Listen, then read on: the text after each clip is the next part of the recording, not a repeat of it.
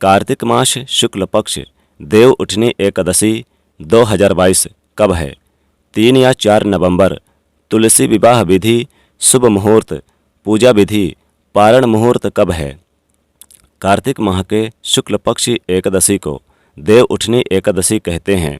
देव उठनी एकादशी चतुर्मास के दौरान जब पाताल लोक में निद्रा में लीन भगवान श्री हरिविष्णु अब अपनी नींद पूरी करके देव उठनी एकादशी को जागने वाले हैं और इस दिन से एक बार फिर से भगवान श्री हरिविष्णु पूरी सृष्टि का कार्यभार संभालेंगे और यहाँ से तमाम शुभ कार्य शुरू हो जाएंगे।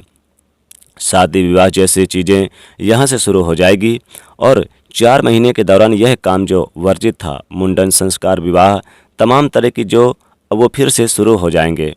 तो भगवान श्री हरिविष्णु जी के जगाने पर एकादशी के लिए भक्त उनकी पूजा करते हैं, व्रत रखते हैं और इसे देव दीपावली भी कहते हैं, क्योंकि देव के जगाने से इस पर्व के दिन मंदिरों में भी दीप सजावट होती है, दीप जलाए जाते हैं। और इस बार देव उठनी एकादशी 4 नवंबर दिन शुक्रवार को मनाई जाएगी, यानी कि साल 2022 की जो देव उठनी एकादशी है 4 नवंबर दिन शुक्रवार को है। तो कार्तिक महीने के शुक्ल पक्ष एकादशी 4 नवंबर यानी 2000 को है। ये 3 नवंबर से ही शुरू हो गई है और 4 नवंबर को पूरे दिन रहेगी। इसी दिन तुलसी भगवान यानी तुलसी का विवाह भी करा जाता है। भगवान शालिग्राम से विवाह होता है और विवाह के यानी कि जो रस्में हैं रचाई जाती है। इसी के साथ शुभ कार्य भी शुरू होंगे। भगवान विष्णु जी को तुलसी बहुत प्रिय है और वो माँ लक्ष्मी जी का ही रूप हैं और इस दिन व्रत रखने वाले व्रती को यानी कि अगले दिन 5 नवंबर को सुबह यानी कि पारण करना होगा। सुबह सूर्य उदय से लेकर यानी कि सुबह 8:30 बजे तक का समय जो पारण का होगा आप कर सकते हैं। कैसे करेंगे पूजा भगवान श्री हरि विष्णु जी की, कैसे मनाएंगे श्री हरि को? देखिए, देव उठनी एकादशी के दिन भगवान श्री हरि विष्णु जी की विधि विधान से पूजा करें। सुबह जल्दी उठें, स्नान वगैरह कर लें, घर में मंदिर में भगवान श्री हरि का गंगा जल से अभिषेक करें, दीपक जलाएं, भगवान को पुष्प, तुलसी दल, फल, मिठाई अर्पित करें और शाम के समय भगवान श्री हरि को भोग लगाकर उनकी आरती करें। इस दिन भगवान को तुलसी दल जरूर अर्पित करें। अगर पहले से तोड़कर नहीं रखा तो पेड़ के पास जो गिरा हुआ है उसी को धोकर यूज कर सकते हैं, इस्तेमाल कर सकते हैं, क्योंकि तुलसी के दल नहीं तोड़े जाते लेकिन फिर भी भगवान को तो चढ़ाए जाएंगे, भोग के रूप में स्वीकार करते हैं। क्योंकि संभव तो इस दिन व्रत भी जरूर रखें। रात में तुलसी और शालिग्राम का विवाह भी रचाएं। कैसे विवाह रचाएंगे आइए जानते हैं। देव उठनी एकादशी के दिन परिवार के सभी सदस्य भगवान श्री हरि विष्णु जी को जगाने का आवाहन जरूर करें। इसके बाद तुलसी विवाह में शामिल होने के लिए घर के सभी लोग और अतिथि स्नान वगैरह करके स्वच्छ वस्त्र धारण करें, विवाह में शामिल हो। जहां पर आप तुलसी का पौधा रखना चाहते हैं वहां पर पहले यानी कि अच्छे से साफ सफाई कर लें। वहां पर यानी शुभ मंगल का प्रतीक चिन्ह बनाएं और जो रंगोली होता है उसको ज़रूर बनाएं। इसके बाद एक तुलसी के पौधे को एकदम बीच में रखें। तुलसी का पौधा रखने की जगह आप गेरू से भी रंगोली बना सकते हैं और तुलसी के गमले में भी आप अच्छे से सजा दें। विवाह का मंडप सजाने के लिए आप गन्ना का इस्तेमाल करें। चारों तरफ से गन्ने को 4 कोने में लगा करके बीच में ऊपर से बांधे। विवाह का आयोजन करने के पहले तुलसी के पौधे पर चुनरी जरूर अर्पित करें। चुनरी नहीं है तो आपके पास जो लाल रंग का छोटा सा कपड़ा ही है उसे कर दें, या फिर लाल रंग का जो धागा है उसे कर दें, जो मौली धागा होता है। और फिर आप चूड़ी, बिंदी वगैरह जो भी वस्तुएं होती है श्रृंगार की तुलसी के पौधे के पास अर्पित कर दें, चढ़ा दें। तुलसी के दाहिने तरफ चौकी पर शालिग्राम भगवान को पीले कपड़े पर विराजमान करें और उनको आप पीले पुष्प अर्पित करें। तुलसी के पौधे के साथ गमले में भगवान शालिग्राम को वहाँ पर रखें और उन पर दूध से भींगी हुई हल्दी अर्पित करें। भगवान शालिग्राम को अक्षत की जगह तिल का इस्तेमाल करें। पूजा के समय आपको फल में कम से कम 5 तरह के ले फल। तुलसी जी को माँ लक्ष्मी जी का स्वरूप ही हैं।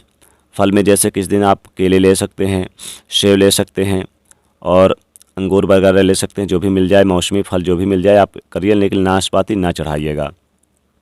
अब उनकी जब आप पूजा करेंगे तो तुलसी जी की पूजा के समय श्रृंगार की वस्तु के साथ माँ को पसंदीदा वस्तु अर्पित करें। और विवाह के समय शालिग्राम भगवान को पीला वस्त्र और तुलसी जी को लाल वस्त्र या फिर आप चाहें तो कलावा दोनों ही अर्पित कर दें। और दोनों ही कपड़े में या फिर कलावा में 2 गांठ लगा दें। बाद में उठा कर के जो विवाहित महिलाएं हैं वो संभाल कर रख लेंगे।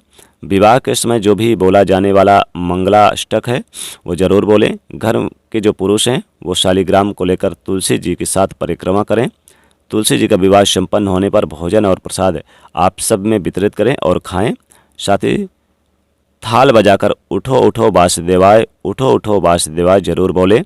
पुराणों के अनुसार जब भगवान विष्णु शेष शय्या पर 4 महीने के लिए सोने के लिए क्षीर सागर में शयन करते हैं और कार्तिक शुक्ल एकादशी को उठ पाते हैं, इसीलिए इसे देव उठनी एकादशी, देव उत्थान या फिर देव प्रबोधनी एकादशी कहते हैं। भगवान विष्णु जी के उठ जाने के बाद अन्य देवता भी निद्रा त्यागते हैं। तो इस दिन जब आप पूजा कीजिएगा तो घर में यानी शंख मृदंग का भी प्रयोग कीजिएगा। विधि विधान से पूजा करिए, भगवान को जगाइए, उनके मंत्रों का जाप करिए। ओम नमो भगवते वासुदेवाय। तो यानी कि देव उठनी इस बार जो पड़ रही है बहुत ही शुभ मुहूर्त में पड़ रही, बहुत ही विशेष योग भी बन रहे हैं। इस बार की यह देव उठनी बहुत ही खास है। तो भगवान के इस दिन आप यानी कि व्रत भी कर सकते हैं, गरीब निर्धन को आप दान भी कर सकते हैं। और इस दिन आप पूरे घर में शाम के समय दीपक जरूर जलाइएगा, पूरे घर में देव उठनी एकादशी के दिन। आप जब तुलसी विवाह कराएंगे तो पूरे घर में आपके दीपक जलना चाहिए। प्रत्येक द्वार पर, प्रत्येक कमरे पर, प्रत्येक यानी कि घर के चौखट पर दीपक जरूर जलाएं। और इस दिन यानी कि संभव हो तो चाहे तो आप यानी कि भोजन वगैरह भी खिला सकते हैं ब्राह्मणों को, यथासंभव दान भी कर सकते हैं अपने सामर्थ्य के अनुसार।